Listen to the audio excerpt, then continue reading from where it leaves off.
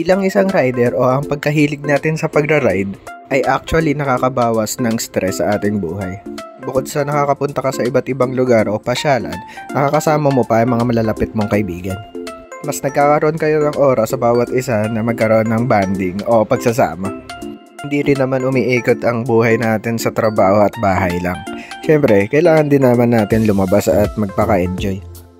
Dahil kung magpapakain ka sa stress ay siguradong mapapadali ang pagtanda mo at malulungkot ka na lang habang buhay. Kaya hanggat may libre kang oras ay ayain mo na mga tropa o kaibigan mo. Tandaan mo, hindi na tayo pabata, patanda na tayo. Kaya enjoy natin ang buhay. Sa simpleng pamamasyal, pag-relax o pag-inom-inom lang ng kape kasama ang mga kaibigan ay sobrang malaking tulong na para guminhawa ang puso't isip natin. Isa rin sa kagandahan ng pagra-ride ay marami tayong natutuklasan ng mga lugar na kung saan may masasarap na mga pagkain at inumin. Kumbaga, isa sa mga enjoyment natin ang makatuklas ng mga iba't ibang mga pagkain na hindi pa natin natitikman. Lalo na kung may magandang view sa harapan mo, sino ba naman hindi marerelax doon? At ang huli ay ang makapasyal sa kalikasan. Tulad na lang dito sa dagat na mapapawin ng alon lahat ng mga problema mo. Solid, di ba? At dito naman sa kabundukan ay siguradong lilipa rin ang pagod mo sa katawan.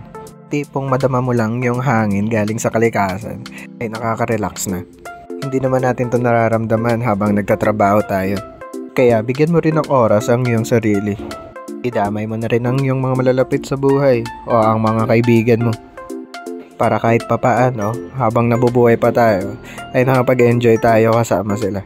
Dahil may kasabihan nga, diba? YOLO, you only live once. Hindi naman sa pag-aaksaya ng pera to. Ay ilang pera ay napapalitan. At ang oras ay hindi mo na maibabalik. Kaya hanggat may oras ka, ay enjoyin mo. At damahin mo ang iyong buhay. Dahil ang buhay ay hindi lang umiikot sa stress at pagod. Mas piliin mong maging masaya. Dahil mabuti to sa kalusugan. Nakatropa, mag-ride ka. Ride safe!